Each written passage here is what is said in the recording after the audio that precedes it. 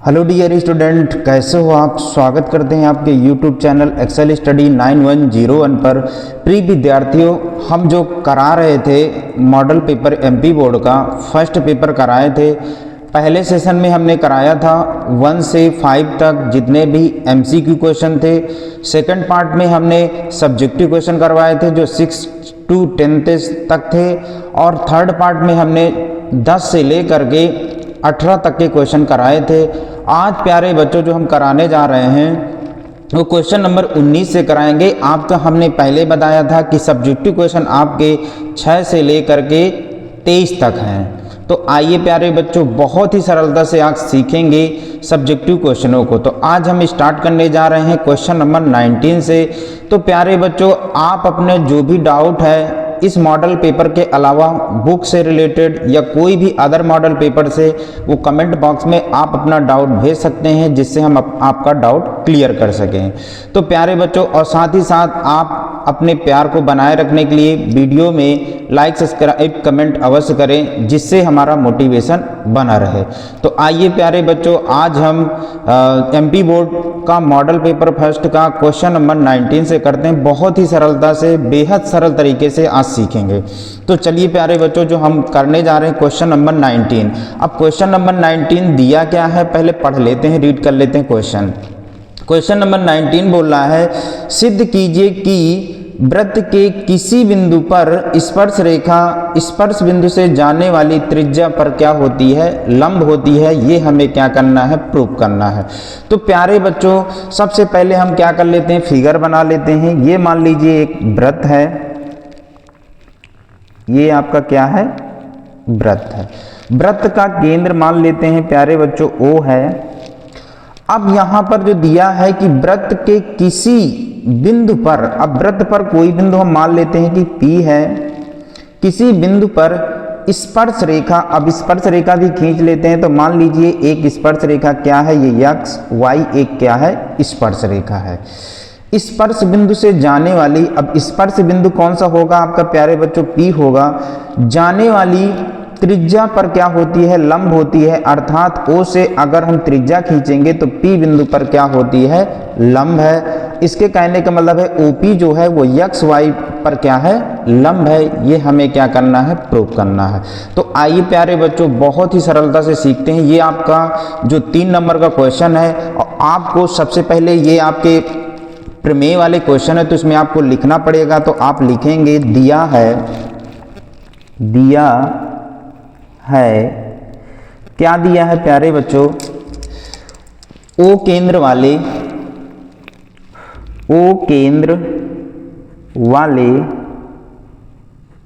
एक वृत्त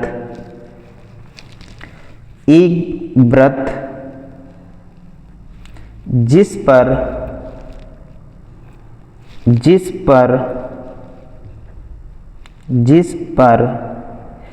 एक स्पर्श रेखा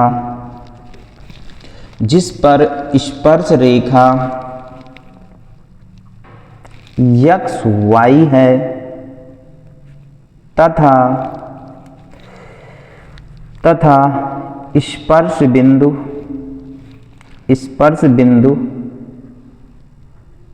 P पर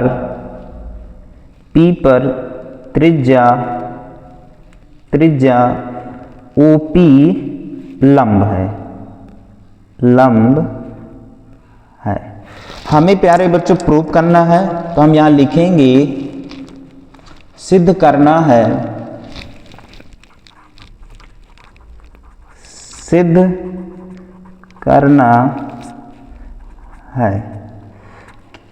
क्या सिद्ध करना है प्यारे बच्चों, कि जो OP है वो स्पर्श रेखा कौन सी है, x y। OP लंब है स्पर्श रेखा x y पर। हमें जो प्रूव करना है कि जो OP वो स्पर्श रेखा x y पर क्या है प्यारे बच्चों, लंब है। यहाँ पर यही बोल रहा है कि किसी बिंदु पर स्पर्श रेखा स्पर्श बिंदु से जाने वाली त्रिज्या पर क्या होती है, लंब होती है। ये हमें प्रूव करना है। तो हम यहाँ प्यारे बच्चों डालेंगे उपपत्ति। उपपत्ति। क्या करेंगे प्यारे बच्चों, अगर यहाँ पर रचना करना चाहे तो हम यहाँ पर एक रचना भी कर सकते हैं। तो यहाँ हम रचना में लिखेंगे, यहाँ पर आप रचना बाह्य स्पर्श रेखा पर स्पर्श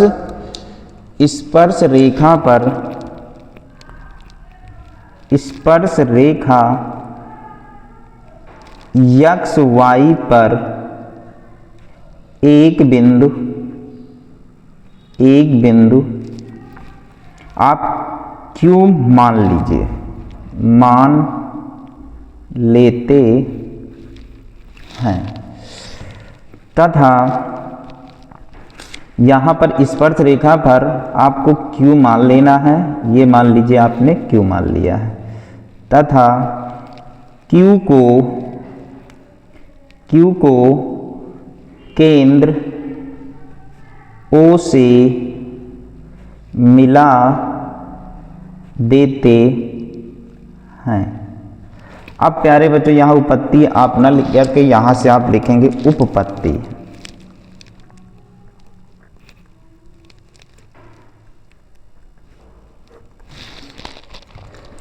क्या किए हैं प्यारे बच्चों इसमें कि स्पर्श रेखा एक्स वाई पर एक बिंदु Q मान लेते हैं तथा Q को केंद्र O से मिला देते हैं। अब यहाँ पर इसको मिलाएंगे प्यारे बच्चों, ये तो यहाँ पर आपको जो प्राप्त होगा, यहाँ तक की तो ये आपकी त्रिज्या है, तो ये भी आपकी क्या हो जाएगी प्यारे बच्चों, त्रिज्या है। अर्थात यहाँ लिखेंगे कि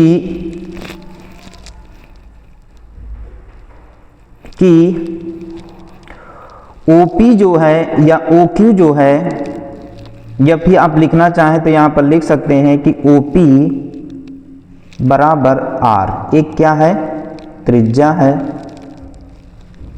वृत्त की क्या है, त्रिज्या है। अब यहाँ से आप देखेंगे तो OQ की जो दूरी है तो OP से क्या होगी प्यारे बच्चों, बड़ी होगी, क्योंकि देखिए त्रिज्या आपकी कहाँ तक है, ये आपकी वृत्त तक है। तो यहाँ तक की आपकी जो डिस्टेंस मानी जाएगी वो आपकी त्रिज्या मानेगी। अगर OP भी R है तो ये भी R होगी, और O से Q तक की जो दूरी होगी वो क्या होगी, इनसे क्या होगी, बड़ी होगी। तो अर्थात यहाँ लिखेंगे अर्थात OQ इज ग्रेटर है किससे, OP से। अर्थात OQ की जो दूरी है वो OP क्या है, आपकी त्रिज्या है, R से बड़ी है। यहाँ लिखेंगे चूंकि OP क्या है, OP equal to R, OP equal to क्या है प्यारे बच्चों, R है। अब आपने 9th क्लास में पढ़ा होगा कि हम जो केंद्र से सीधे जाने वाली जो रेखा से अन्य रेखाएं जितनी भी खींचें वो क्या होती हैं, सब केंद्र से जाने वाली जो सीधी रेखा से वो क्या होती हैं, लंबाइयां से क्या होती हैं, बड़ी होती हैं। तो यहाँ हम यहाँ लिखेंगे कि चूंकि वृत्त के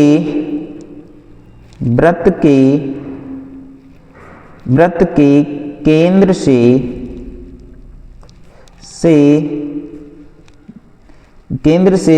जाने वाली रेखाएं OP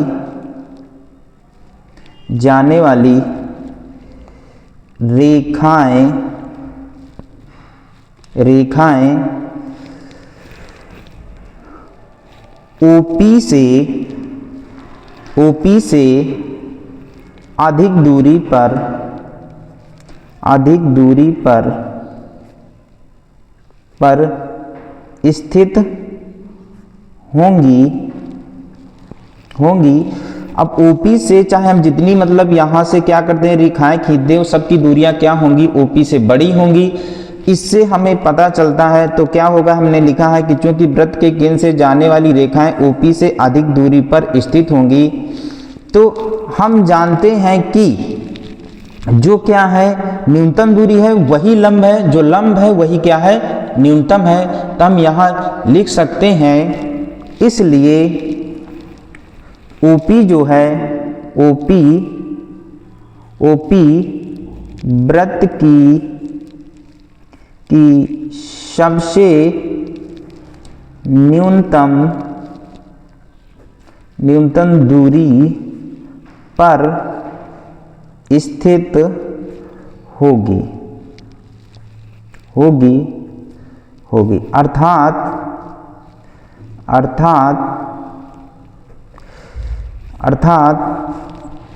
सबसे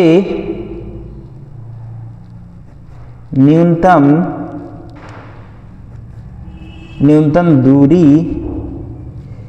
दूरी ही वृत्त पर लंब होती है। इस अतः यहाँ लिखेंगे कि OP जो है वो क्या है, लंब है XY पर। यही प्यारे बच्चों हमें क्या करना था, प्रूव करना था। तो हमने क्या बताया कि देखिए यहाँ से एक बार देख लेते हैं कि वृत्त के केंद्र से जाने वाली रेखाएं OP से अधिक दूरी पर स्थित होंगी, क्योंकि हमने बताया है कि जितनी भी रेखाएं होंगी सब क्या होंगी, OP से अधिक दूरी पर स्थित होंगी। फिर हमने यहाँ लिखा है कि इसलिए OP वृत्त की सबसे न्यूनतम दूरी पर स्थित होगी, अर्थात सबसे न्यूनतम दूरी ही वृत्त पर क्या होती है, लंब होती है। अतः हम लिखेंगे OP क्या है, XY स्पर्श रेखा पर, XY स्पर्श रेखा पर लंब है। यही प्यारे बच्चों प्रूव करना था। आई होप ये क्वेश्चन बहुत ही आसानी से समझ में आया होगा। आइए अगले क्वेश्चन पर चलते हैं। तो अगला क्वेश्चन है प्यारे बच्चों, जो आपका क्वेश्चन नंबर इसी का 19 का आपका अथवा है। क्या दिया है कि दो सकेंद्री वृत्तों की त्रिज्याएं 5 सेंटीमीटर 3 सेंटीमीटर और बड़े वृत्त की उस जीवा की लंबाई ज्ञात कीजिए जो छोटे वृत्त को क्या करती है, स्पर्श करती है। तो आइए प्यारे बच्चों पहले इसका क्या कर देते हैं, फिगर बनाते हैं। क्वेश्चन नंबर 19 का अथवा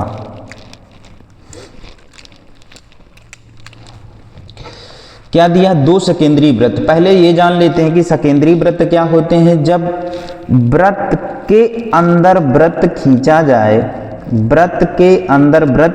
जाए और उनका केंद्र क्या हो, उभयनिष्ठ हो।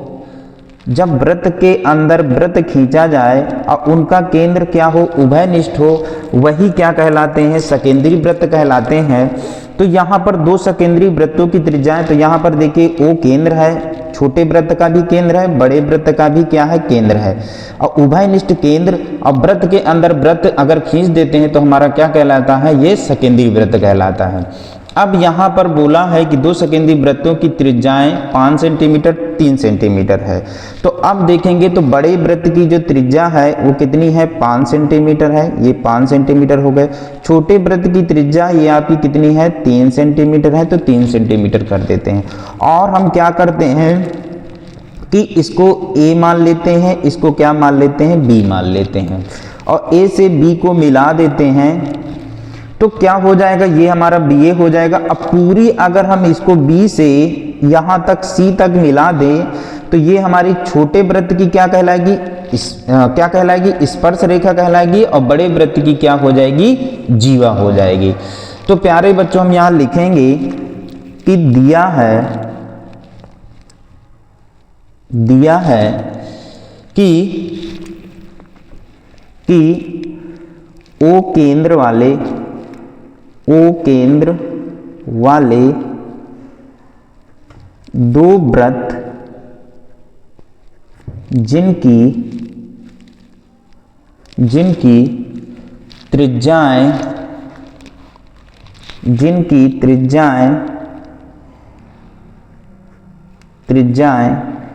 क्रमशः 5 सेंटीमीटर व 3 सेंटीमीटर हैं तथा BC छोटे वृत्त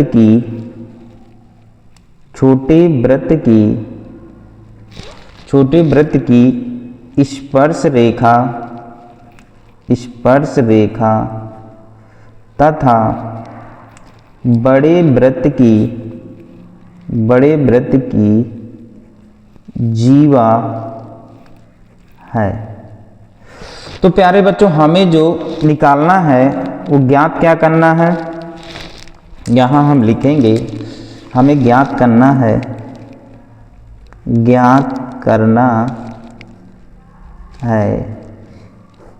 BC की दूरी हमें क्या ज्ञात करना है, यही ज्ञात करना है। BC क्या है, बड़े वृत्त की जीवा है।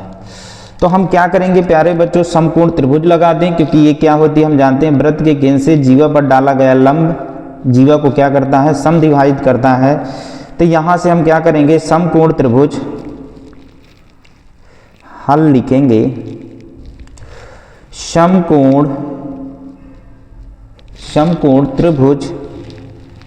समकोण त्रिभुज OAB में पाइथागोरस प्रमेय से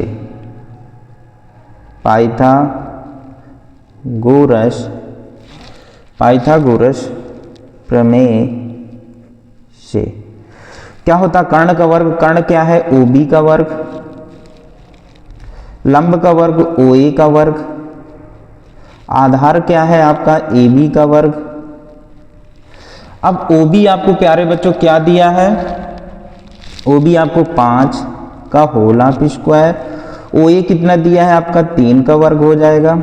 AB आपको क्या करना है, ज्ञात करना है। तो यहां से हम क्या करते हैं, 5 का वर्ग करेंगे तो प्यारे बच्चों कितना हो जाएगा, 5 का वर्ग अगर हम करेंगे तो 5 का वर्ग कितना हो जाएगा, 25 हो जाएगा। 3 का वर्ग 9 हो जाएगा। AB की दूरी हमें क्या करना है, ज्ञात करना है। अगर अचर पद को इधर ले आए तो 25 माइनस 9 इक्वल टू क्या हो जाएगा, AB स्क्वायर। अब इस 25 में 9 जाएगा 16 बराबर AB, और स्क्वायर रूट में बदल जाएगा तो AB बराबर कितना आ जाएगा, 4 सेंटीमीटर हो जाएगा। अब हमें क्या करना है, हमें BC ज्ञात करना है।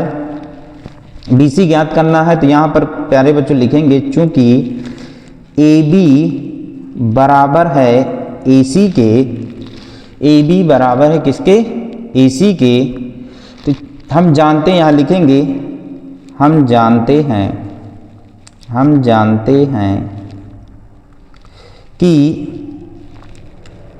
केंद्र से जीवा पर डाला गया लंब जीवा को समद्विभाजित करता है। यहाँ करेंगे जीवा को समद्विभाजित करता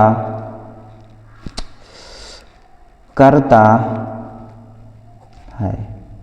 अर्थात जो AB की दूरी होगी वो क्या हो जाएगी, AB की जो दूरी होगी प्यारे बच्चों देखेंगे तो AB की जो दूरी होगी, यहाँ से AB की जो दूरी होगी वो AC की दूरी की क्या हो जाएगी, बराबर हो जाएगी।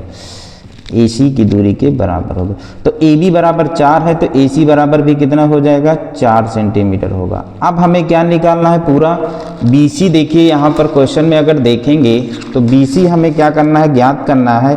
तो BC जो होगी AB प्लस AC हो जाएगा। तो यहाँ हम लिखेंगे,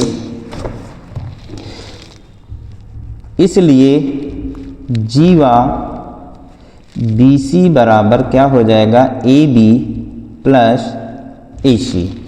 तो AB की दूरी भी 4 है, AC की भी दूरी 4 है, 4 कितना हो जाएगा, 8 सेंटीमीटर। यही क्या हो जाएगी, जीवा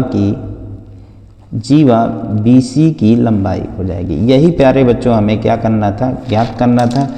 यही प्यारे बच्चों आपका क्या हो जाएगा, आंसर हो जाएगा।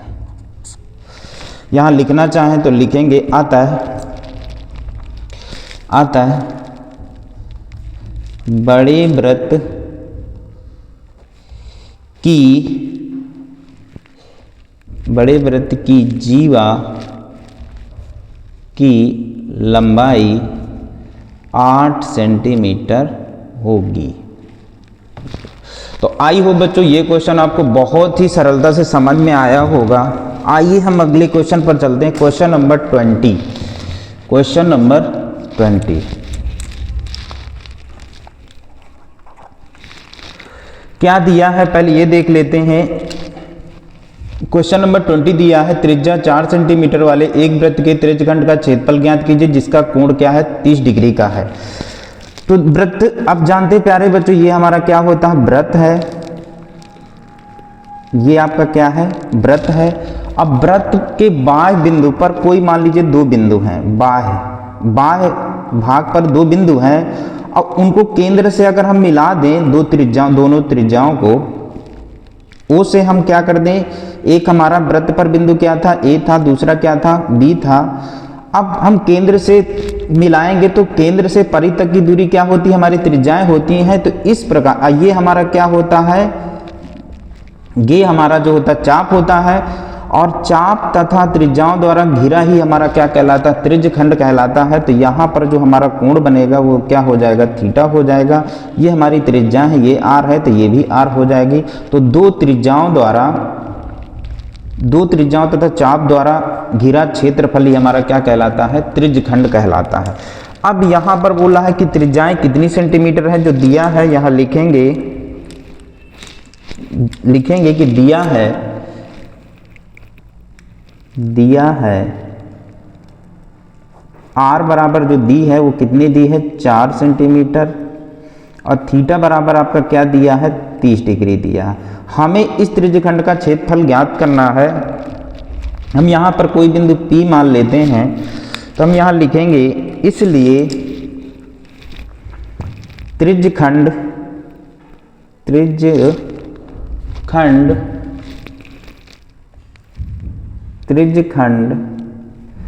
OAPB का क्षेत्रफल क्या होता है प्यारे बच्चों, त्रिज्यखंड का क्षेत्रफल थीटा बटे 360 इंटू पाई आर स्क्वायर होता है।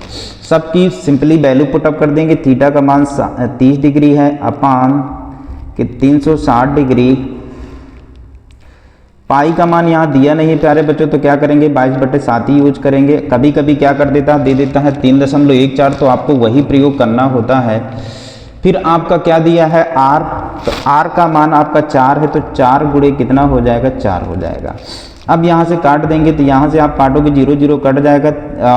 3 से काटोगे 3 एकम 3, 3 दूनी 6, 4 से काटोगे तो 4 3 कितना हो जाएगा 12, 3 आ जाएगा। अब किसी से कटेगा नहीं, तो आप क्या करेंगे, सिंपली इसको गुणा करा देंगे। तो 22 गुणे 4 और 7 3 कितना हो जाएगा 21। तो ये हो जाएगा 22 चौक 88, 88 बटे कितना हो जाएगा 21 सेंटीमीटर स्क्वायर।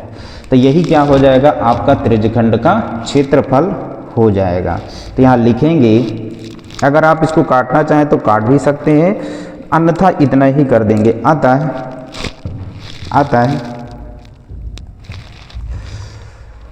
त्रिज्यखंड का क्षेत्रफल, त्रिज्यखंड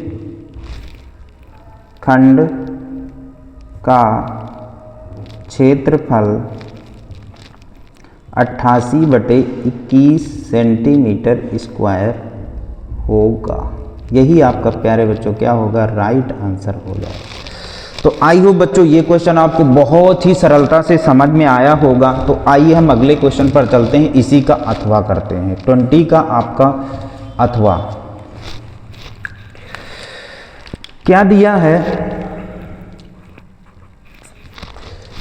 है, बोला है। पहले क्वेश्चन को रीड कर लेते हैं प्यारे बच्चों। तो यहाँ पर जो दिया है, एक वृत्त के चतुर्थांश का क्षेत्रफल ज्ञात करना है जिसकी परिधि आपकी कितनी दी है, 22 सेंटीमीटर दी है। हमें चतुर्थांश का क्षेत्रफल निकालना है। तो ये मान लीजिए वृत्त है, ये वृत्त है। अब वृत्त का हम 1/4 भाग, चतुर्थांश का मतलब होता है इसका 1/4 करें, तो ये आपका कितना होगा, इस भाग का हमें पूरा क्षेत्रफल ज्ञात करना है। इस भाग का इस भाग का क्षेत्रफल हमें प्यारे बच्चों क्या करना है, ज्ञात करना है। अब ये वृत्त का केंद्र O है तो ये त्रिज्या हो जाएगी, ये भी त्रिज्या हो जाएगी। अब पूरे वृत्त पे कितने डिग्री कोण बनता है, 360 डिग्री का, तो यहाँ पर कितने डिग्री का कोण बनेगा, 90 डिग्री का कोण बनेगा। क्यों, क्योंकि हर चतुर्थांश में 90-90 का, तभी तो 360 डिग्री का होगा।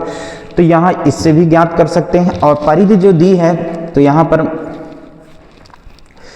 पर वृत्त की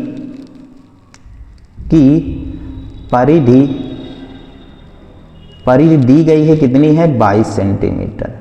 अब वृत्त की परिधि का सूत्र क्या होता है बच्चों, 2 पाई r होता है, इक्वल टू कितना दिया है, 22 दिया है। अब 2 इंटू पाई का मान कितना होता है, 22/7 इंटू r, यहाँ से r की वैल्यू निकाल लेंगे, 22 से 22 कैंसिल आउट हो जाएगा, तो r बराबर निकालेंगे तो इसका क्रॉस मल्टीप्लाई होगा तो 7 हो जाएगा, बटे कितना हो जाएगा, 2 हो जाएगा।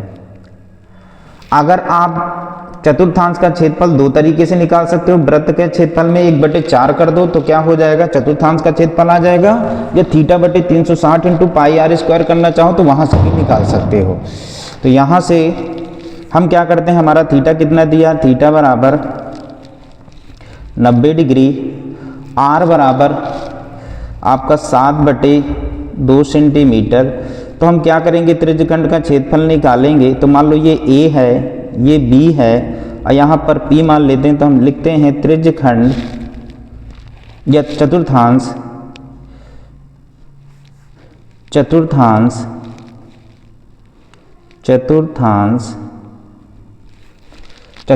क्या हो जाएगा प्यारे बच्चों, OBPA का क्षेत्रफल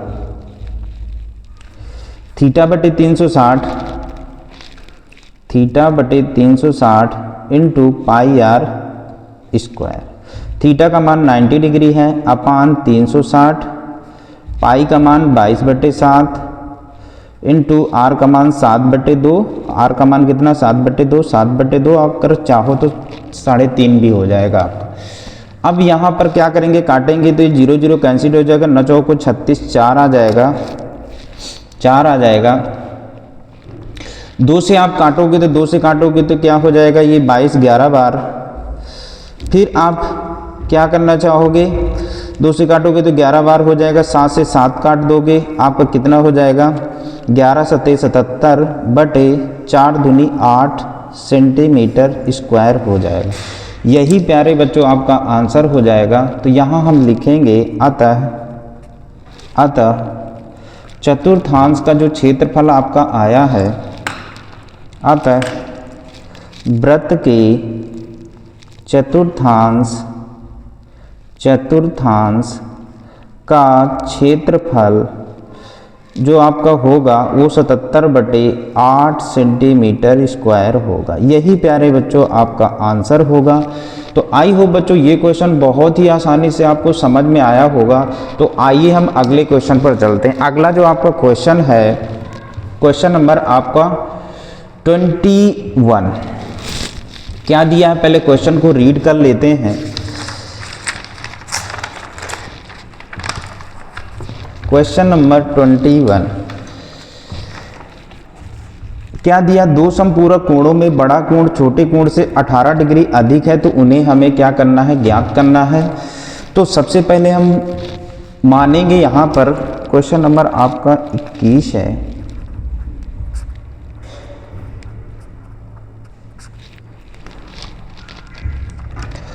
माना कि दो संपूरक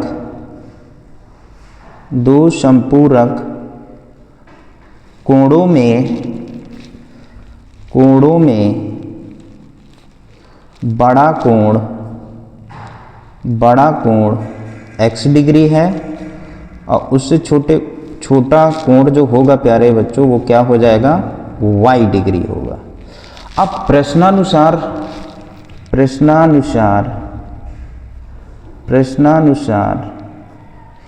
क्या बोल रहा है प्यारे बच्चों कि जो बड़ा कोण है तो बड़ा कोण x डिग्री है, छोटा कोण y डिग्री है। बड़ा कोण छोटे कोण से 18 डिग्री अधिक है, तो ये आपका x जो है, x आपका बड़ा कोण है और y आपका क्या है, छोटा कोण है। तो ये आपका कितना है, बड़ा वाला 18 डिग्री ज़्यादा है, तो हम क्या करते हैं, छोटे वाले को भी 18 डिग्री ज़्यादा कर देते हैं। तो ये हमारा क्या बन जाएगा, दोनों इक्वेशन बराबर हो जाएंगे। अब क्या करते हैं प्यारे बच्चों, चर पदों को एक साइड कर देते हैं, अचर पदों को एक साइड करते हैं। तो ये हो जाएगा x डिग्री, y को इधर ले आएंगे तो माइनस का y डिग्री इक्वल टू कितना हो जाएगा, 18 डिग्री। ये समीकरण नंबर क्या हो जाएगा, 1। अब चूंकि हम जानते हैं कि दो समपूरक कोणों का योग 180 डिग्री होता है, अर्थात x डिग्री और y डिग्री को अगर हम जोड़ दें तो हमारा कितना हो जाएगा, 180 डिग्री होगा। ये प्यारे बच्चों क्या हो जाएगा, समीकरण नंबर 1। समीकरण 1 और 2 को हल करने पर, तो समीकरण 1 व समीकरण नंबर 2 को हल करने पर, तो प्यारे बच्चों समीकरण नंबर 1 क्या है, x degree minus y degree equal to 18 degree, समीकरण नंबर 1। समीकरण नंबर 2 क्या है, x degree plus y degree equal to क्या है, 180 डिग्री। अगर हम यहाँ पर गुणांक समान है तो सीधे हम क्या करेंगे, घटाने पर हमें कोई विधि यहाँ अप्लाई नहीं करना है, चिन्ह बदल जाएंगे तो माइनस का ये हो जाएगा, ये भी माइनस का हो जाएगा, ये भी माइनस प्लस माइनस क्या होंगे, कैंसिल आउट हो जाएंगे, माइनस माइनस जुड़ जाएंगे तो माइनस का y डिग्री हो जाएगा इक्वल टू, यहाँ पर माइनस करेंगे तो आपका 180 डिग्री में 18 डिग्री जाएगा तो प्यारे बच्चों माइनस का 162 डिग्री हो जाएगा। माइनस माइनस कैंसिल आउट हो जाएगा, y डिग्री बराबर होगा 162 डिग्री अपान y के साथ जिसका होगा गुणांक बटे में आ जाएगा, तो y 2 का भाग देंगे तो 2 8 16, 2 1 2, y का मान कितना आ जाएगा प्यारे बच्चों, 81 डिग्री। अब y का मान आप चाहे समीकरण 1 में रख दो चाहे समीकरण नंबर 2 में रख दो, तो आपका क्या हो जाएगा, x का मान आ जाएगा। तो y डिग्री का मान समीकरण नंबर 1 में रखने पर, समीकरण नंबर आप 1 क्या है, x डिग्री y डिग्री, तो y डिग्री का मान आपका 81 डिग्री है बराबर 18 डिग्री। अचर पद को पक्षांतरण करेंगे, माइनस है तो प्लस हो जाएगा, 18 डिग्री प्लस 81 डिग्री। 18 डिग्री और 81 डिग्री जुड़ करके क्या हो जाएगा, 99 डिग्री हो जाएगा। 8 1 9 8 1 9 99 डिग्री।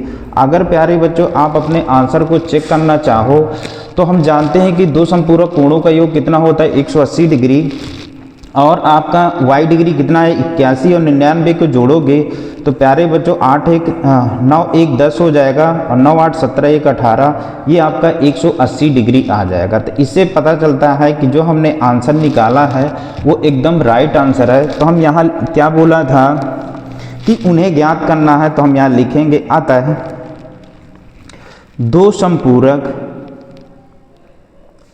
संपूरक कोणों में बड़ा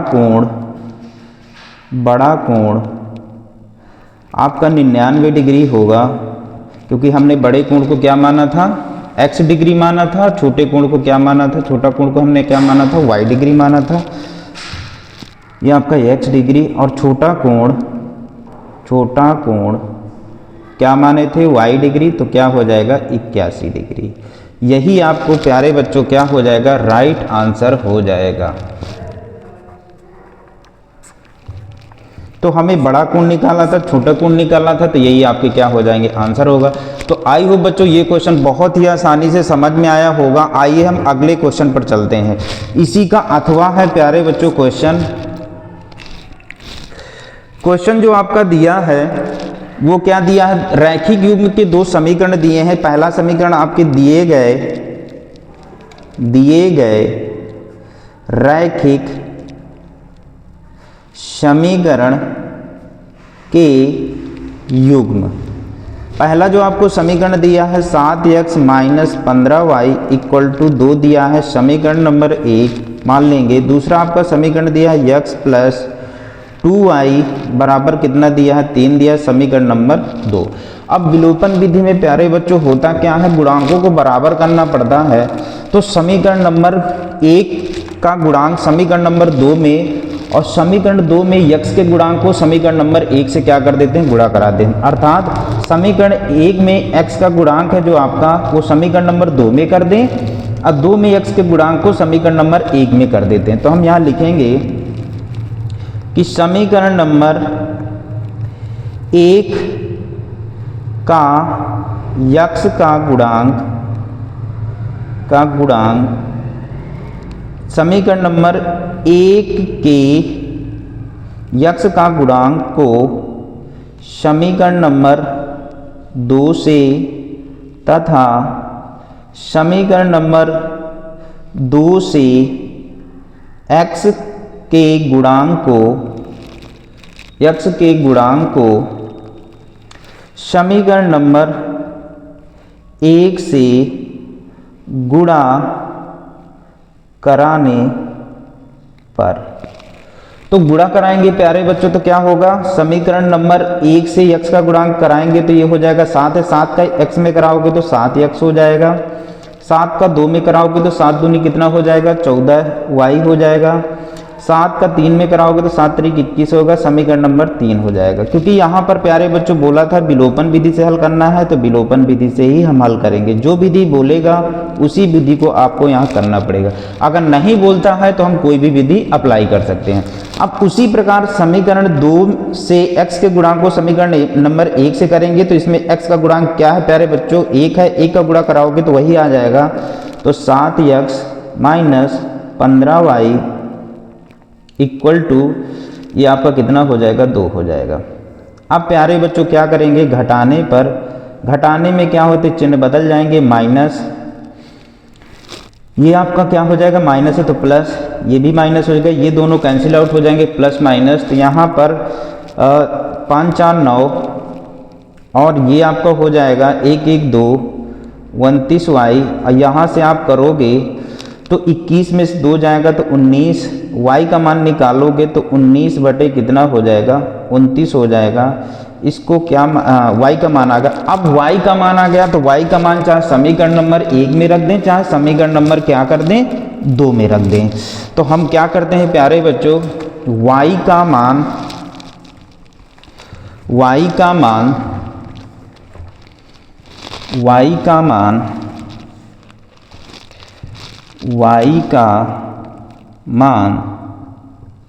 समीकरण नंबर 1 में रखने पर, समीकरण नंबर 1 क्या था प्यारे बच्चों, आपका जो दिया था 7x minus 15y equal to कितना दिया था, 2 दिया था।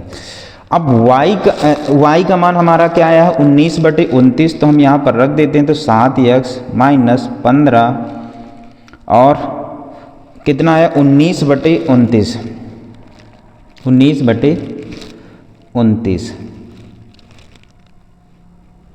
बराबर कितना है, 2 हो जाएगा। इसका गुणा कराएंगे तो 7x, अब यहाँ गुणा कराएंगे तो 15 नहीं है, 135 की 5 हासिल 13 हो जाएगा, 15 एक नम 15, अब 15 और 13 कितना हो जाएगा, 5 3 8, 1 1 2 कितना हो जाएगा, माइनस का 200 कितना हो जाएगा प्यारे बच्चों, 85 बटे कितना हो जाएगा, 29 हो जाएगा, इक्वल टू कितना हो जाएगा, 2 हो जाएगा। सॉरी बच्चों, अब इसको पक्षांतरण कर देते हैं, अचर पद को उधर साइड ले जाते हैं। तो 2 प्लस 885 बटे कितना हो जाएगा, 29 हो जाएगा। इसके बटे कुछ नहीं तो 1 मान लेंगे, इन दोनों कैल्शियम कितना आ जाएगा, 29, 29 दूनी कितना हो जाएगा, 58 प्लस 285 बटे क्या है, 29 है। अब यहाँ पर 285 को 285 प्लस 58 जोड़ेंगे तो कितना हो जाएगा प्यारे बच्चों, 8 5 13 की 3 हासिल 1, 8 5 13 की 3 हासिल 1, 8 5 13, 13 1 कितना हो जाएगा, 14 हासिल कितना हो जाएगा, 1, और 2 और 1 कितना हो जाएगा, 3 हो जाएगा। बटे कितना हो जाएगा 29। x का मान निकालेंगे तो बटे में चला जाएगा 7, 7 का भाग दे देंगे तो कितना होगा 7 चौक 28, 6 बचेगा 7 न्याई 63 हो जाएगा। तो 49 बटे कितना हो जाएगा 29 x का मान हो जाएगा। इस प्रकार से हमने विलोपन विधि से x y के मान हमने ज्ञात कर लिया। तो यहाँ लिखेंगे अतः अभीष्ट x और y। तो x का मान हमने जो निकाला था वो 49 बटे हमने क्या निकाला है 29, और y का मान जो हमने निकाला था वो 19 बटे क्या था 29। यही आपके क्या हो जाएंगे राइट आंसर हो जाएंगे। तो प्यारे बच्चों, जब भी दो चर वाले रैखिक समीकरण दिए हों, अगर वहाँ विधि बोलता है तो वही विधि से हमें प्यारे बच्चों हल करना है। तो यहाँ पर विलोपन विधि दिया था तो विलोपन विधि से ही हमने हल किया है। आइए प्यारे बच्चों अगले क्वेश्चन को करते हैं। अगला जो आपका क्वेश्चन है क्वेश्चन नंबर 22। आपके दो ही क्वेश्चन लास्ट क्वेश्चन बचे हैं, इनको प्यारे बच्चों सॉल्व करते हैं। थोड़ा सा जल्दी करते हैं। तो एक बोला है एक ठोस एक अर्धगोले पर खड़े एक शंकु के आकार का है जिनकी त्रिज्याएं 1 सेंटीमीटर है, शंकु की ऊंचाई उसकी त्रिज्या के क्या है बराबर है। तो हम पहले क्या कर देते हैं चित्र बनाते हैं। चित्र में बोला है कि एक ठोस एक अर्धगोले पर खड़े एक शंकु के आकार का है। तो पहले अर्धगोले पर खड़ा एक क्या है शंकु है, ये आपका क्या है शंकु है ये। तो अर्धगोले पर खड़ा एक क्या है शंकु है जिनकी त्रिज्याएं, अर्थात जो अर्धगोले की त्रिज्या होगी वही क्या होगी शंकु, क्योंकि शंकु क्या है अध्यारोपित है। किस पर अध्यारोपित है आपके अर्धगोले पर। दोनों की त्रिज्याएं समान होंगी और जिनकी त्रिज्याएं कितनी दी है 1 सेंटीमीटर दिया है। ऊंचाई जो है शंकु की ऊंचाई त्रिज्या के क्या है बराबर है। तो ये आपकी ऊंचाई है, ऊंचाई क्या है h है, अब वो क्या है त्रिज्या के बराबर है। तो हम यहाँ लिखेंगे माना कि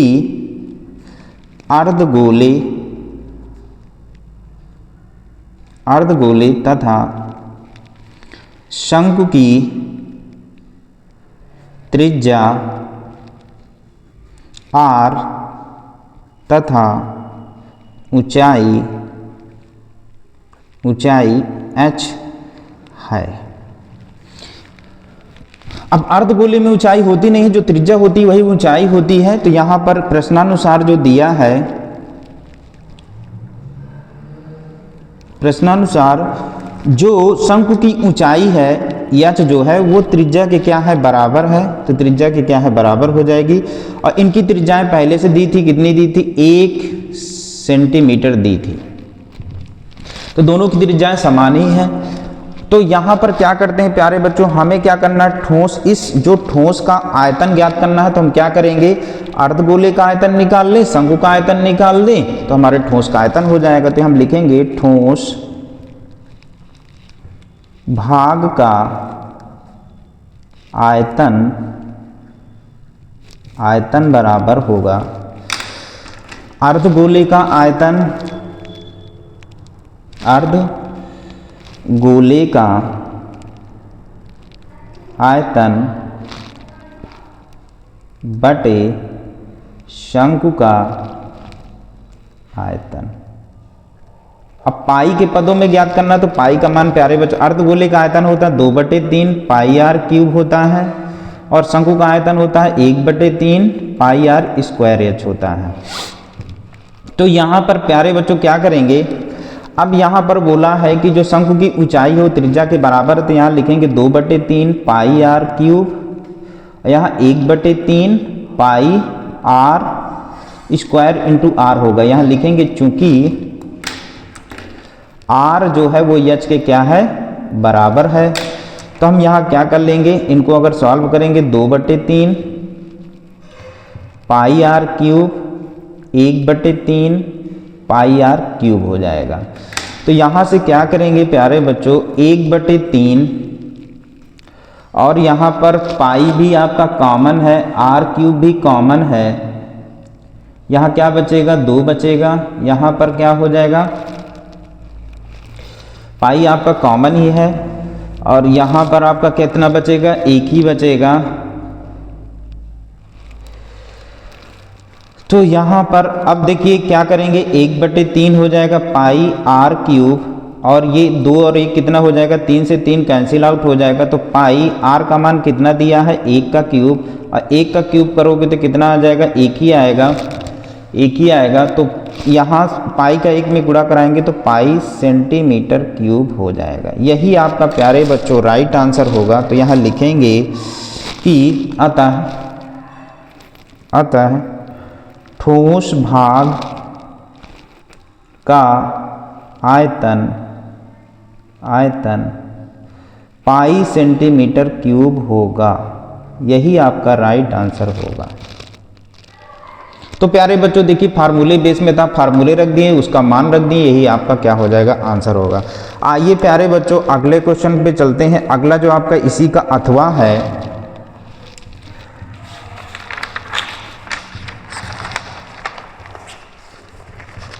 बाईस का जो अथवा है, अथवा करते हैं 22 का अथवा। अब क्या दिया है प्यारे बच्चों, यहां पर बोला है कि एक खिलौना जिसकी त्रिज्या 3.5 सेंटीमीटर वाले एक शंकु के आकार का है, जिनकी आकार का है उसी। तो प्यारे बच्चों हम इसको पहले फिगर बना लेते हैं। तो एक अर्धगोला है, अर्धगोले के ऊपर एक शंकु अध्यारोपित है। अब संपूर्ण खिलौना है, ये है आपका संपूर्ण खिलौने की जो ऊंचाई दी है वो कितनी दी है, 15.5 सेंटीमीटर, और खिलौने की जो त्रिज्या दी है वो कितनी दी है, 3.5 सेंटीमीटर। अब ये बोल रहा है कि इस खिलौने का संपूर्ण पृष्ठीय क्षेत्रफल ज्ञात करना, हमें पृष्ठ का ज्ञात करना है। ये आपकी क्या है, शंकु की ऊंचाई है, तो इसका संपूर्ण पृष्ठीय क्षेत्रफल ज्ञात करना है। तो आप क्या करेंगे प्यारे बच्चों कि यहाँ पर जो आपको संपूर्ण ऊंचाई दी है, तो संपूर्ण ऊंचाई में से अगर हम अर्धगोले की त्रिज्या को माइनस कर दें तो हमारी शंकु की क्या हो जाएगी, ऊंचाई आ जाएगी। तो हमारी यहाँ दिया है r बराबर 3.5 सेंटीमीटर। अब यहाँ पर क्या करेंगे, शंकु की ऊंचाई जो होगी, शंकु की ऊंचाई कुल खिलौने की ऊंचाई माइनस अर्धगोले की त्रिज्या हो जाएगी। तो कुल ऊंचाई क्या है, 15.5 माइनस अर्धगोले जो त्रिज्या होगी ऊंचाई का काम करेगी ये तो ऊंचाई, तो क्या करेंगे, त्रिज्या को माइनस कर देंगे तो कितना हो जाएगा, 0.550 हो जाएगा, 15 में से 3 जाएगा तो क्या हो जाएगा, 12 सेंटीमीटर हो जाएगी। ये क्या हो जाएगी, शंकु की ऊंचाई होगी। और जो त्रिज्या हमारी शंकु की होगी वही क्या होगी, अर्धगोले का। तो हमें क्या करना है, आंतरिक खिलौने का, यहाँ लिखेंगे खिलौने का संपूर्ण पृष्ठीय क्षेत्रफल बराबर जो होगा वो क्या हो जाएगा प्यारे बच्चों, कि जो आपका क्या होगा, अर्धगोले का वक्रपृष्ठीय क्षेत्रफल अब प्लस क्या हो जाएगा, अर्धगोले का वक्रपृष्ठीय क्षेत्रफल शंकु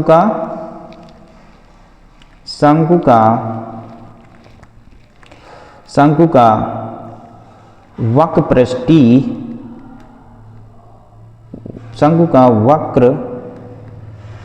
वक्रपृष्ठीय क्षेत्रफल। क्योंकि हमें पृष्ठीय क्षेत्रफल दोनों ज्ञात करना है तो क्या हो जाएगा, अर्धगोले का होता है 2 पाई r स्क्वायर और इसका होता शंकु का क्या होता है, पाई r l होता है। अब प्यारे बच्चों l निकालना पड़ेगा। तो l के लिए आपका फार्मूला होता है l स्क्वायर बराबर होता है r square plus h square. तो r की वैल्यू आपकी कितनी दी है, 3.5 का होल ऑफ स्क्वायर, आर की वैल्यू कितनी दी है 12 का होल ऑफ स्क्वायर। अब यहाँ पर अगर हम इसको कैलकुलेट करें तो 35 का जो वर्ग होता है वो क्या होता है 12×25, 12.5। अब 12 का वर्ग कितना होता है प्यारे बच्चों 144 होता है। तो प्यारे बच्चों क्या हो जाएगा, इसको हम जोड़ेंगे तो 156.25 हो जाएगा। तो L बराबर निकालेंगे तो ये अंडर रूट में पहुंच जाएगा। तो यहाँ पर हम क्या करेंगे, ज्ञात करेंगे, यहाँ कर लेते हैं। तो L स्क्वायर बराबर जो आपका हो जाएगा वो आपका 156 दशमलव हटा देंगे तो ये 25 ही हो जाएगा, बटे कितना हो जाएगा 100 हो जाएगा। 156/25 किसका वर्गमूल होता है 125 का होता है, और 100 किसका होता है 10 का हो जाएगा। भाग देंगे तो ये आ जाएगा प्यारे बच्चों 12.5 सेंटीमीटर जो आपकी आ जाएगी उस शंकु की तिर्यक ऊंचाई। ये आपकी जो तिर्यक ऊंचाई है L बराबर वो कितनी आ जाएगी 12.5। अब हम क्या करेंगे, यहाँ पर सबकी वैल्यू पुटअप कर देंगे। देखिए यहाँ पर पाई आर कॉमन है तो कॉमन ले लेंगे, क्योंकि दोनों की तभी कॉमन लेंगे प्यारे बच्चों जब दोनों के आर बराबर हो। तो देखिए दोनों की त्रिज्याएं बराबर है तो हमने पाई आर कॉमन ले लिया, तो यहाँ बचेगा 2r + L हो जाएगा। अब पाई का मान कितना है 22/7, आर का मान कितना है प्यारे बच्चों, त्रिज्या जो दी गई थी वो 3.5 थी, तो 3.5 हो जाएगा। 2r, आर का मान 3.5, L का मान कितना है 12.5। इसको काटोगे तो कितना हो जाएगा 7×35 0.5। इसका गुणा कराओगे तो 5 दूनी 10, 5 दूनी 10 1 11 दशमलव हट जाएगा। यहाँ से करोगे तो कितना हो जाएगा 35 दूनी 70 7 हो जाएगा, और ये आपका हो जाएगा 12.5 हो जाएगा। तो यहाँ से ये 11 ही हो जाएगा, दशमलव के बाद 0 कोई महत्व नहीं है। 12×7 कितना हो जाएगा 19.5। अब इसका सिंपली गुणा करा देंगे, तो गुणा कराएंगे तो प्यारे बच्चों 11×5 = 55 की 5 हासिल 5, 11 नहीं 99, 99 5 कितना हो जाएगा 104, हासिल कितना हो जाएगा 10, 11 × 11, 11 10 कितना हो जाएगा 11 10 21 हो जाएगा। तो ये आपका हो जाएगा 214.5 सेंटीमीटर स्क्वायर खिलौने का क्या हो जाएगा, खिलौने का संपूर्ण पृष्ठीय क्षेत्रफल होगा। तो यहाँ लिखेंगे आता है खिलौने का संपूर्ण पृष्ठीय क्षेत्रफल आपका 214.5 सेंटीमीटर स्क्वायर होगा। यही आपका क्या होगा प्यारे बच्चों राइट आंसर होगा। तो प्यारे बच्चों आई होप ये क्वेश्चन समझ में आया होगा, क्योंकि फिगर बना लेंगे, सबका जो दिया है यहाँ तिर्यक ऊंचाई ज्ञात करना था, ज्ञात कर लिए, फार्मूले में रख देना है तो आपका आंसर आ जाएगा आसानी से। आइए प्यारे बच्चों आज का जो हमारा इस पूरे जो आपने मॉडल पेपर कराया है उसका लास्ट क्वेश्चन सॉल्व करते हैं। तो प्यारे बच्चों जो आपका क्वेश्चन नंबर क्या है 23, जो इस मॉडल पेपर का लास्ट क्वेश्चन है। तो क्या दिया है प्यारे बच्चों इस क्वेश्चन में कि निम्नलिखित सारणी 35 नगरों की साक्षरता दर दर्शाती है, हमें ज्ञात करना है कि माध्य क्या होगा। तो सबसे पहले हम क्या करते हैं प्यारे बच्चों, माध्य निकालने के लिए टेबल बना लेते हैं।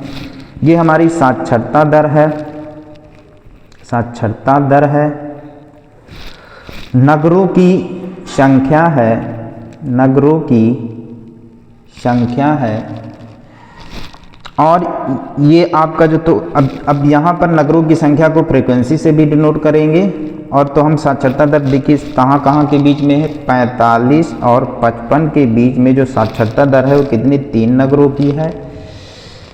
फिर यहाँ आप हल लिख देंगे। फिर 55 से 65 के बीच में साक्षरता दर 10 नगरों की है, 65 से 75 के बीच में 11 नगरों की है, 75 से 85 के बीच 8 नगरों की है। अब 85 से 95 के बीच में कितने नगरों की है 3 नगरों की है।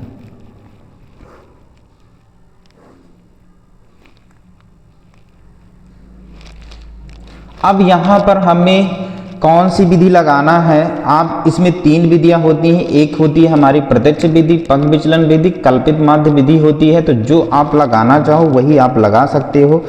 तो हम यहाँ पर जो करने जा रहे हैं वो क्या करने जा रहे हैं कि कल्पित माध्य से लगाने जा रहे हैं। तो पहले यक्ष निकालेंगे। तो यक्ष बराबर जो आपका होगा, यक्ष हमारा क्या होता है? मध्य मान होता है। तो मध्य मान निकाला कैसे जाता है? निम्न सीमा उच्च सीमा को जोड़कर आधा किया जाता है। ये आपकी निम्न सीमा है, ये उच्च सीमा, दोनों को जोड़ देंगे तो 55 और 45 100 हो जाएगा। 100 का आधा कितना हो जाएगा? 50। इसको इसी तरह जोड़ेंगे तो 5 5 10, 5 6 5 11 120, तो कितना होगा? 60 हो जाएगा। इसको जोड़ेंगे तो कितना होगा? 5 5 10, 7 6 13, 13 1 14, तो 70 हो जाएगा। ये आपका प्यारे बच्चों 80 हो जाएगा। ये हो जाएगा आपका 90 हो जाएगा। अब यहाँ पर कल्पित माध्य लगा रहे हैं तो कल्पित माध्य निकालना पड़ेगा प्यारे बच्चों। तो कल्पित माध्य निकालने के लिए जो आपका कल्पित माध्य, इनमें जो मध्य की वैल्यू होती है, तो कल्पित माध्य में मध्य की जो वैल्यू हो जाएगी प्यारे बच्चों, देखिए यहाँ से 2, तो बीचों बीच आपका क्या आ रहा है?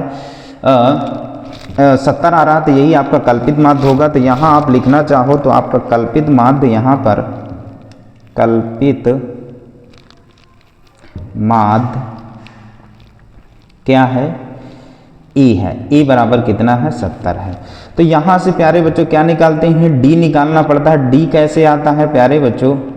डी x माइनस ए, इससे आता है। अब फिर जो आएगा यहाँ पर हमें क्या करना पड़ेगा? यप का डी से गुणा कराना पड़ेगा। डी का मतलब होता है डेविएशन, और डेविएशन यहाँ पर निकालना है।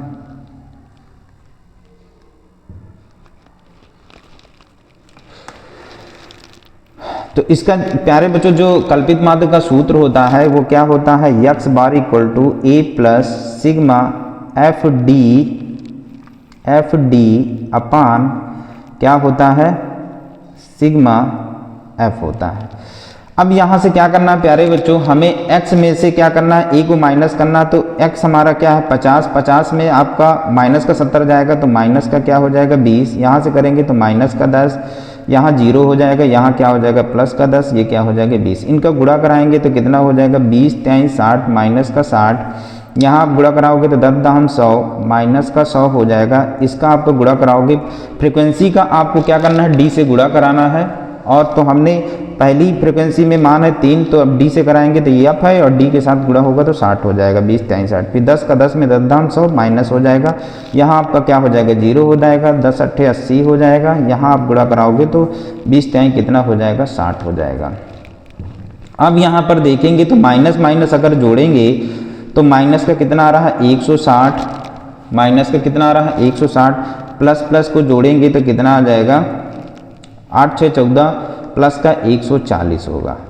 अब इसमें अगर घटा देंगे, 160 में से 140 घटाएंगे तो प्यारे बच्चों कितना आ जाएगा? हमारा सिग्मा एफ डी का जो मान होगा वो कितना होगा? माइनस का 20 हो जाएगा।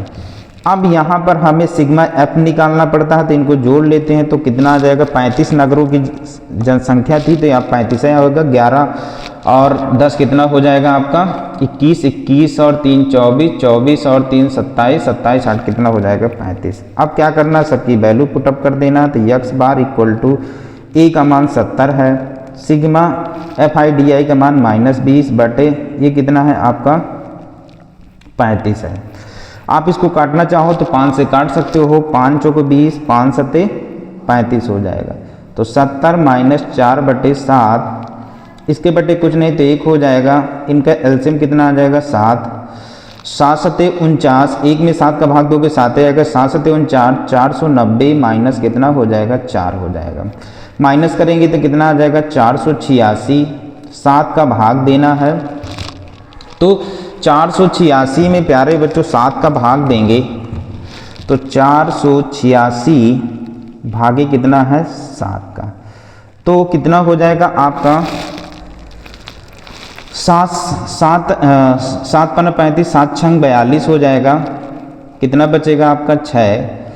7 न्याई 63 कितना बचेगा आपका 3.07 चौक 28, 28 कितना बचेगा 2 बचेगा, तो दशमलव लगाएंगे, 0 बढ़ाएंगे, 7 दूनी 14 कितना बचेगा आपका 6, 0 7 7 49 7 8 56, तो आपका ये कितना हो जाएगा 56 4 होगा। हमें दशमलव के 3 अंकों तक निकालना था, तो यहाँ लिखेंगे अतः x बार का जो हमारा मान आ गया 69.428 होगा। यही आपका क्या हो जाएगा प्यारे बच्चों, राइट आंसर हो जाएगा। यही आपका क्या हो जाएगा प्यारे बच्चों, राइट आंसर होगा। तो हमारा जो यहाँ पर साक्षरता आता है, माध्य साक्षरता दर वो आपका कितना हो जाएगा 69.428, यही हो जाएगा प्यारे बच्चों। तो आइए ये बच्चों पूरा आपका कौन सी विधि से हमने लगाया है, तो यहाँ पर हमने कल्पित माध्य विधि से लगाया है। तो हम यहाँ लिख भी देंगे कि कौन सी विधि हमारी यहाँ पर कल्पित माध्य विधि, कल्पित माध्य विधि से आप जो भी चाहो स्वतंत्र हो, आपकी 3 विधियां, कोई भी आप फार्मूले को अप्लाई करके आप लगा सकते हो, किसी भी विधि को अप्लाई कर, क्योंकि यहाँ दिया नहीं था कि किस विधि से लगाना है। अब प्यारे बच्चों आज का जो हमारा लास्ट क्वेश्चन है इस आपका मॉडल पेपर का, जो क्वेश्चन नंबर है इसका अथवा कर रहे हैं 23 का अथवा, जो आपका दिया है क्वेश्चन में दिया है कि निम्न की सारणी किसी अस्पताल में एक विशेष वर्ग में होते हुए रोगियों की आयु दर्शाती है, हमें क्या करना है, बहुलक ज्ञात करना है। तो इस सारणी को अगर हम देखेंगे प्यारे बच्चों, तो यहाँ पर सबसे ज़्यादा जिसकी बारंबारता, तो बहुलक हमें निकालना है। तो बहुलक ये क्वेश्चन नंबर आपका क्या है 23 का अथवा है। अगर चित्र बनाना चाहो तो बना सकते हो, नहीं बनाना चाहो तो हम यही समझाए दे रहे हैं। तो आपका यहाँ पर अगर हम देखें क्वेश्चन में, तो बहुलक वर्ग जिसकी बारंबारता सबसे ज़्यादा होती है, तो ये आपका क्या हो जाएगा, बहुलक वर्ग हो जाएगा। अब बहुलक वर्ग में चलिए हम यहाँ पर थोड़ा बना देते हैं, तो ये हो जाएगा आयु वर्षों में है, वर्षों में है। फिर क्या दिया है, रोगियों की संख्या, रोगियों की संख्या, ये हो जाएगा। अब हम इसमें जो दिया है इनकी बारंबारता जो दी है वो हम यहाँ लिख लेते हैं। तो 5 से 15, 15 से 25, 25 से 35, 35 से 45 और 45 से 55, 55 से क्या हो जाएगा 65। ये आपकी क्या है वर्ग अंतराल। और इसमें जो इनकी रोगियों की संख्या 6, 11, 21 और ये क्या है 23, 14 और ये क्या है 5। तो यहाँ पर प्यारे बच्चों सबसे पहले आप जानते हो कि बहुलक क्या है, जिस वर्ग की बारंबारता सबसे ज़्यादा होती है वो क्या कहलाता है, बहुलक कहलाता है। तो यहाँ देखेंगे 35 और 45 के बीच का जो वर्ग अंतराल सबसे ज़्यादा बार आया है, तो यहाँ बहुलक वर्ग आपका क्या हो जाएगा 23 हो जाएगा। तो हमारा बहुलक को जो फार्मूला होता है, बहुलक बराबर अर्थात मोड बराबर जो होता है वो होता है यल प्लस ब्रैकेट में F1 माइनस F0 अपान 2F1 minus F0 minus F2 और इंटू क्या होता है H होता है। अब यहाँ पर प्यारे बच्चों L जो है वो क्या है, निम्न सीमा है बहुलक वर्ग की, बहुलक वर्ग की निम्न सीमा है। तो यल बराबर हमारा यहाँ पर प्यारे बच्चों क्या हो जाएगा, बहुलक वर्ग की निम्न सीमा, ये आपकी बहुलक वर्ग की निम्न सीमा, तो यल बराबर कितना हो जाएगा 35 हो जाएगा। F1 जो होती है बहुलक वर्ग होता है, तो बहुलक वर्ग हमारा क्या है 23 है, तो हम 23 लिख देंगे। F0 जो होता है बहुलक वर्ग के पहले की जो आपकी बारंबारता, तो बहुलक वर्ग ये है, इसके पहले की बारंबारता कितनी 21, तो ये हो जाएगा। F2 जो है आपके बहुलक वर्ग के बाद की बारंबारता, तो कितनी हो जाएगी कि बाद की बारंबारता कितनी हो जाएगी, 14 हो जाएगी। और h की ज़रूरत है, तो h हमारा क्या होता है, इन वर्ग अंतरालों का अंतर कितना चल, निम्न सीमा उच्च सीमा में कितने का अंतर है, तो यहाँ h बराबर जो आपका हो जाएगा 10 हो जाएगा। अब सिंपली हम क्या करते हैं प्यारे बच्चों, सबका मान रख देते हैं, तो बहुलक बराबर अर्थात मॉड बराबर जो हो जाएगा L का मान 35 है प्लस F1 का मान 23 माइनस F0 का मान 21 बटे 2F1 का मान कितना है 23 माइनस F0 का मान कितना है 21 माइनस F2 14 इंटू क्या हो जाएगा, h हो जाएगा, इंटू पूरे का h हो जाएगा। तो ये हो जाएगा प्यारे बच्चों 35 और 23 में 21 जाएगा तो 2, 23 दूनी 46 और 21 और 14 कितना हो जाएगा 35 माइनस का 35 इंटू क्या हो जाएगा h हो जाएगा। तो 35 और ये आपका h क्या है प्यारे बच्चों 10 है, तो यहाँ आप 10 कर दोगे, 10 दूनी कितना हो जाएगा 20 और आपका 46 में 35 जाएगा तो आपका 11 बचेगा। अब यहाँ से हम क्या करेंगे, इनका एलसीएम ले लें, तो 1 और 11 का एलसीएम 11 हो जाएगा, 11 पचे 55 की 5, 1 का भाग देंगे 11 में, 11 है, 11 पचे 55 की 5 हासिल 5, 11 तियाँ 33, 33 5 कितना हो जाएगा 88 और प्लस क्या हो जाएगा 20, जोड़ देंगे तो कितना आ जाएगा 5, 8 2 10, 8 2 10 1 आ जाएगा और यहाँ से आप क्या 8 2 10 हासिल 1 बचेगा, 3 1 कितना हो जाएगा 4 हो जाएगा, बटे कितना हो जाएगा 11 हो जाएगा। हमें क्या करना है 405 में भाग दे देना है 11 का, तो 11 तियाँ 33 माइनस होगा तो 7, 5 का उतारा लेंगे, 11 छक्का 66 माइनस करेंगे तो कितना हो जाएगा 9, दशमलव लगाओगे 0, 11 8 88 माइनस करेंगे तो 2 आएगा, दशमलव लगा ही 0, 11 1 11 कितना बचेगा 9, फिर 11 8 कितना हो जाएगा 88, हमें दशमलव के 3 अंक तक जाना है। तो बहुलक जो आपका हो जाएगा प्यारे बच्चों मॉड, वो आपका कितना हो जाएगा 36.818 हो जाएगा। अगर इसको चाहो तो अगर दशमलव का तीसरा अंक 5 या 5 से ज़्यादा हो तो 1 अंक बढ़ जाता है, तो 36.82 हो जाएगा। यही आपका प्यारे बच्चों राइट आंसर होगा, यही आपको राइट आंसर होगा। तो ये आप चाह करना चाहो, यही आप करना चाहो तो यहाँ आता है। तो प्यारे बच्चों आज का सेशन आपको कैसा लगा, हमने पूरे मॉडल को विशेष रूप से बेसिक से लेकर के और हर चीज़ को बहुत क्लेरिफाई से आपको करवा दिया है और आपको अभी हम 1-2 मॉडल पेपर और कराएंगे। तो प्यारे बच्चों आप अपने प्यार को बनाए रखने के लिए वीडियो को ज़्यादा से ज़्यादा बार देखिए, जिससे आपको जो भी डाउट होता है वो भी क्लियर होगा। और प्यारे बच्चों एनसीईआरटी आप पूरी लगाइए, उसके साथ साथ एनसीईआरटी के साथ साथ आप एग्जाम्पल भी लगाते जाइए, क्योंकि पेपर का जो पैटर्न होता है वो 60 और 40% का रेशियो होता है, अर्थात 60% आप एक्सरसाइज में आएगा और 40% जो आपका आएगा वो एग्जाम्पल में आएगा। तो दोनों को आपको हल करना है। तो प्यारे बच्चों इस तरह आप करोगे तो आपको बहुत अच्छे नंबर प्राप्त होंगे, यहाँ तक कि 100 में 100 आपके नंबर प्राप्त होंगे।